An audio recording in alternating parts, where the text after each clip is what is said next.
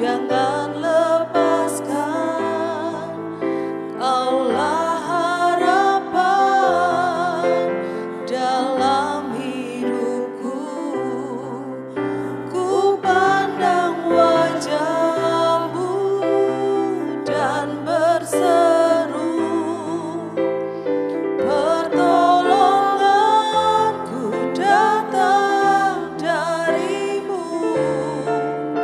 Pegang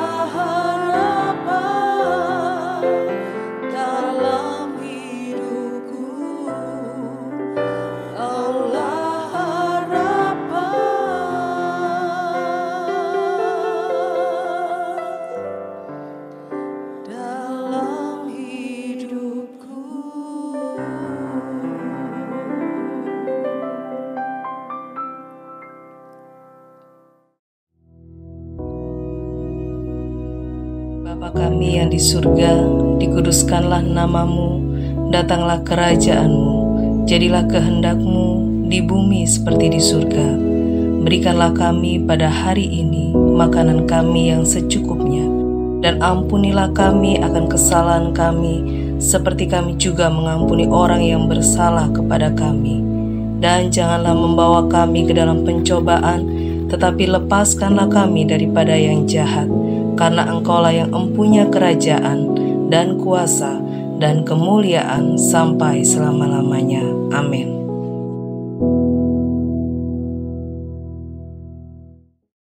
Shalom, selamat pagi semua umat Tuhan yang dikasihi oleh-Nya. Mari pagi hari ini, sebelum kita beraktivitas, kita sejenak merenungkan kebenaran firman Tuhan. Dan mari hari ini secara singkat, saya hanya akan mengajak saudara untuk membuka 2-3 ayat saja. Dan yang pertama, saya ajak saudara buka dalam 1 Samuel pasal 2 ayat yang ke-9. 1 Samuel 2 ayat yang ke-9. Nah, 1 Samuel 2 ayat 9 firman Tuhan berkata demikian. Langkah kaki orang-orang yang dikasihinya dilindunginya. Tetapi orang-orang fasik akan mati binasa dalam kegelapan. Sebab bukan oleh karena kekuatannya sendiri seseorang berkuasa. Di dalam bahasa Inggrisnya dikatakan demikian. He will guard the feet of his saints, but the wicked shall be silent in darkness. Kalimat terakhir dikatakan begini, for by strength no man shall prevail.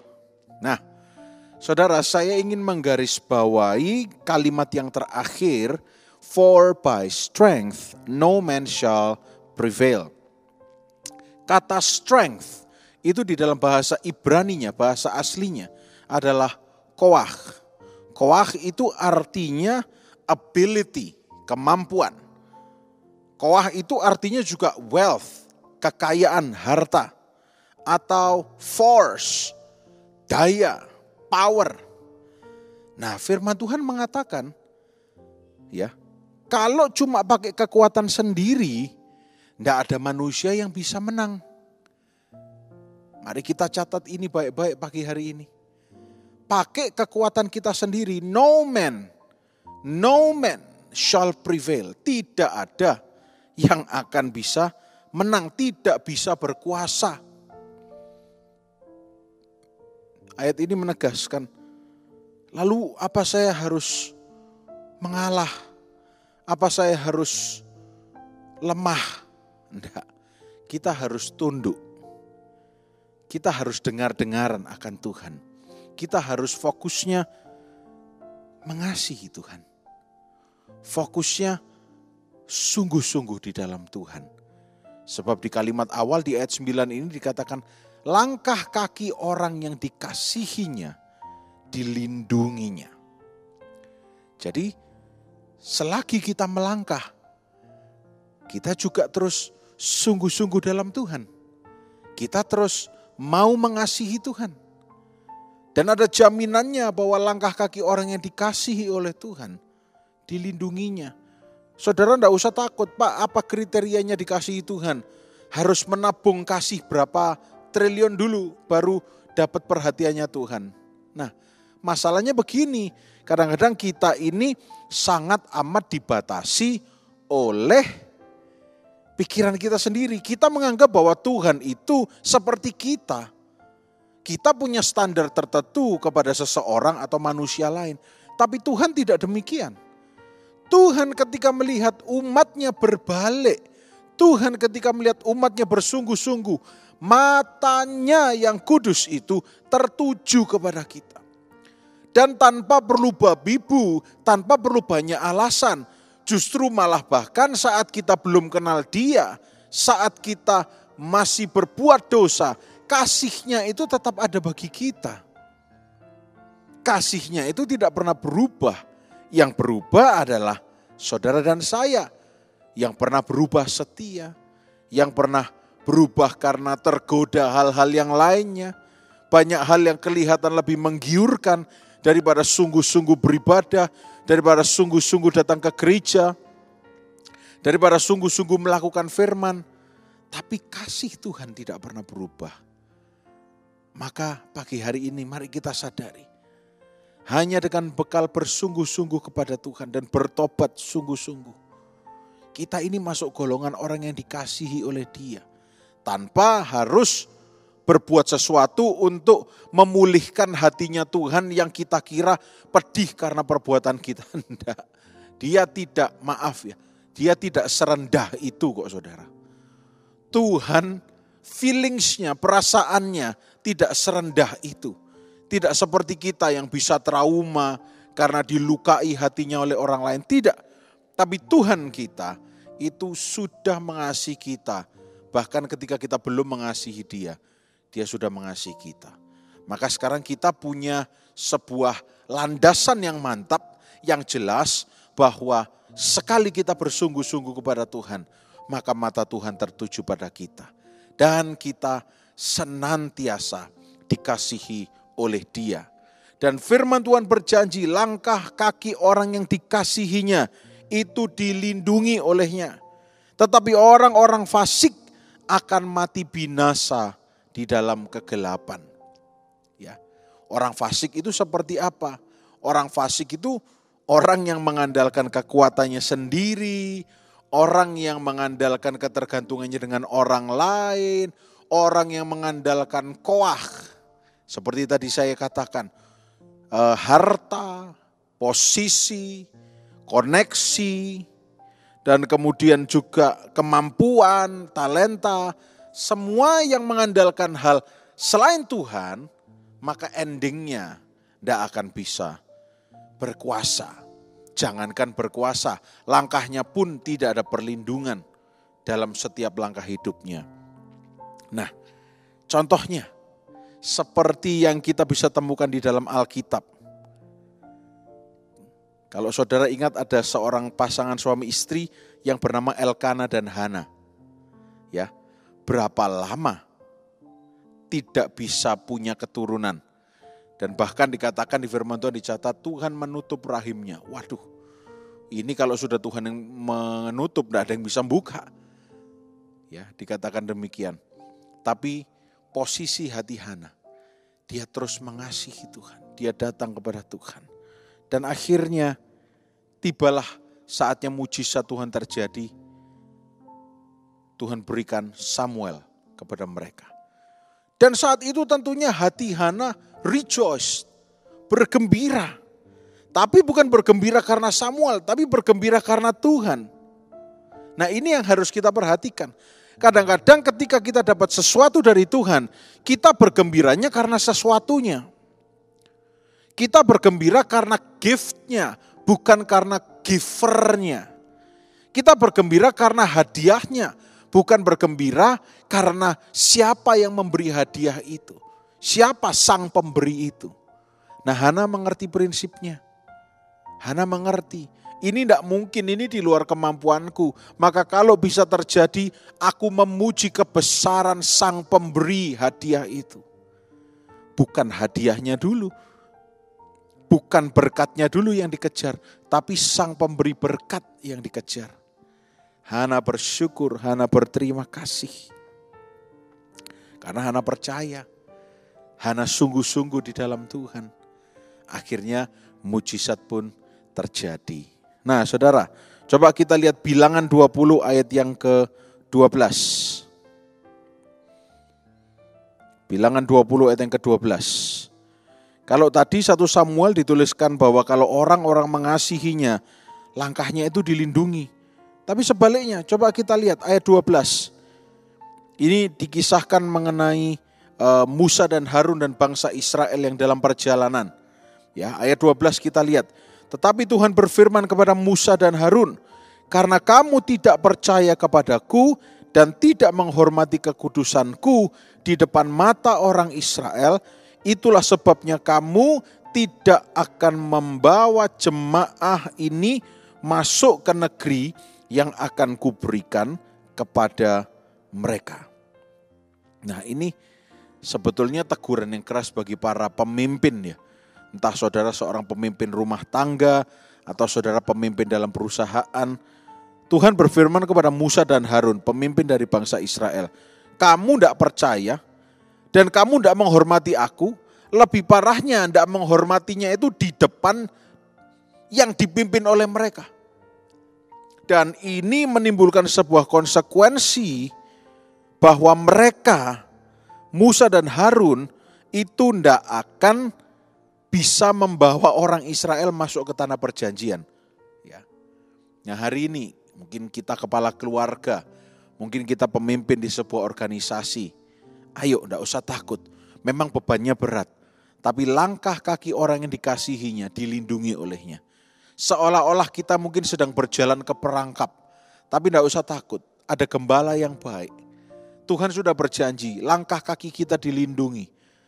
Mungkin bagi kita definisi dilindungi itu tidak kena apa-apa sama sekali, tidak ada lecet. Tapi bagi Tuhan, mau lecet separah apapun Tuhan bisa pulihkan. Bukan karena Tuhan jahat, bukan karena Tuhan gila hormat. Oh Tuhan pengen pamer supaya dia bisa menyembuhkan. Tetapi karena itu yang memang Tuhan sudah rencanakan bahwa langkah kaki kita akan dilindungi. Ya. Dan tidak usah pakai pikiran kita sendiri.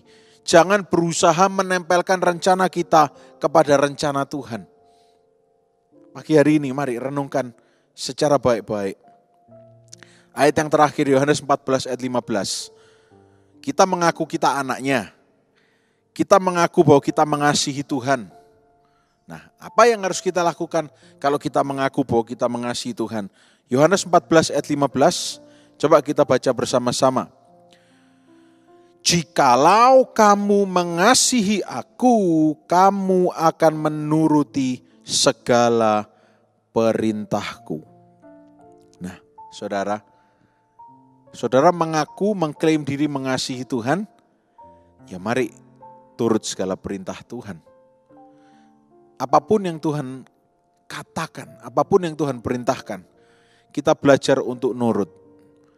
Ingat enggak kita dulu waktu masih kecil, di dalam pikiran kita, kalau kita masuk kolam renang, kita tenggelam. Padahal ada orang tua kita yang berkata pada kita, nurut toh, ayo nurut. Pasti tidak tenggelam, nurut aja. Diajari, pasti tidak tenggelam. Bagi kita itu sepertinya orang tua kita jahat. Kok memaksa ya? Aku tidak mau kok dipaksa ya. Tapi setelah kita bisa belajar renang, kita enjoy. Renang merupakan sebuah kegiatan yang menyehatkan jantung karena itu kardio, juga merupakan kegiatan yang healing, menyembuhkan mental saudara karena bisa rileks, terkena air yang segar dan kemudian bisa bergerak, otot-ototnya juga rileks karena tidak ada hantaman yang keras antar sendi karena itu di dalam air. Nah kadang-kadang kita seperti itu. Kita tidak sadar, kita anggap semua yang Tuhan lakukan jahat. Padahal semua yang dia lakukan itu karena kita dikasihi oleh Tuhan. Kita dikasihi oleh Tuhan. Dan kalau kita dikasihi, Bapak yang di dunia saja tidak mungkin memberi batu kalau anaknya minta roti. Tidak mungkin memberi ular ketika anaknya minta ikan. Masa kita yang adalah anak Tuhan dikasih yang buruk? Tidak mungkin. Tidak ada di Alkitab. Oleh karena itu, sadari bahwa kita dikasih oleh Tuhan. Dan langkah kaki kita sudah ditetapkan dan dilindungi. Jangan sampai kita karena beban yang berat, memang manusia bisa mingsle kanan, mingsle kiri. Manusia bisa belok kanan, manusia bisa belok kiri. Tapi jangan sampai kita seperti Musa dan Harun. Tidak menerima janji yang Tuhan sudah janjikan. Itu jangan sampai terjadi. Biar kita semua tiba di tanah perjanjian yang Tuhan sudah siapkan. Karena saudara dan saya, kita semua dikasihi oleh Tuhan. Dan syarat yang terakhir tadi ayat kita baca, jikalau engkau mengasihi aku.